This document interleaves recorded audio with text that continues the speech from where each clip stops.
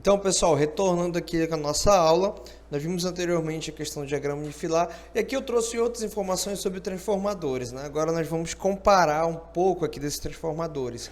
Nós temos aqui transformador a óleo, tá? E o transformador a seco. Tá? Esse é o transformador a seco, esse vermelho.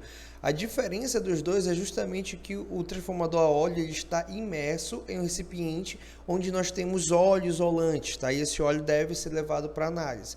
Mas o transformador a seco, ele não está imerso a óleo, ele simplesmente quem faz a troca da temperatura, né? As trocas de calor é o próprio ar. Então, neste tipo de transformador, o transformador a seco, quando ele começa a aquecer demais, ele se torna cada vez mais sensível e a chance dele vir a danificar por conta disso é muito alta. Então, por isso que é muito importante no transformador a seco se verificar a questão da temperatura, quais são as temperaturas máximas admissíveis para que ele possa operar de maneira correta. Tá? Outra coisa muito importante também características de teste, tá? Todos os dois vão passar pelos mesmos testes, vão precisar de teste de relação de transformação, teste de isolamento, teste de resistência de enrolamento,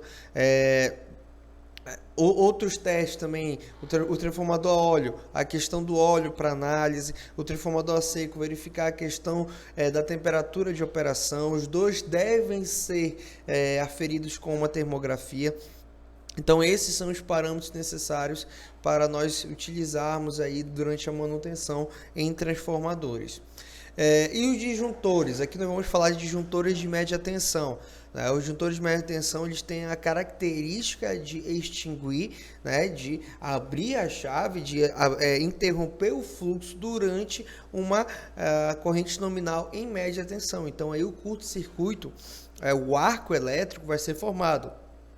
E para esse caso nós temos esses principais disjuntores, que é o disjuntor a sopromagnético, o disjuntor a óleo, o disjuntor a vácuo, o disjuntor a ar comprimido e o disjuntor de SF6, que é o hexafluoreto de enxofre. Em subestações de 13.8, qual é o disjuntor mais comum? Existem dois tipos de disjuntores mais comuns. Nós temos o disjuntor a óleo e o disjuntor a vácuo. Esses dois disjuntores são os disjuntores mais comuns nesse tipo de instalação, de subestação 13.8. Tá? O disjuntor a óleo, ele tem ali na cabine dele de extinção, né, na cápsula, no encapsulamento de extinção de arco, um óleo isolante. Tá? É um óleo que não é o mesmo óleo do transformador, um óleo específico, mas que ele tem a característica de extinguir esse arco elétrico.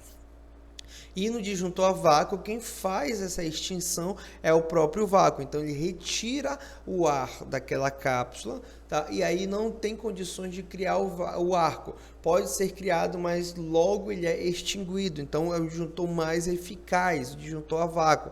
Porém ele é um pouco mais caro.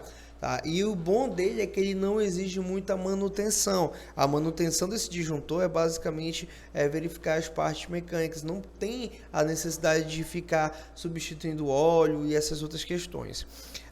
O disjuntor de ar comprimido, o disjuntor de sopro magnético e o CF6 são disjuntores que são mais utilizados em subestações de 69, tá? Ou em subestações que vão trabalhar aí a elevação para transmissão, principalmente o disjuntor de ar comprimido, o disjuntor de sopro magnético. Então são disjuntores maiores em níveis de tensão maiores, por exemplo, em 69, em 138. Então não é o nosso caso, por isso que a gente só vai falar sobre o disjuntor a óleo e o disjuntor a vácuo, principalmente o disjuntor a óleo do tipo PVO, tá? Que é o de pequeno porte, tá? Que é o disjuntor a óleo de pequeno porte, que é o que nós vamos sempre ver nas subestações.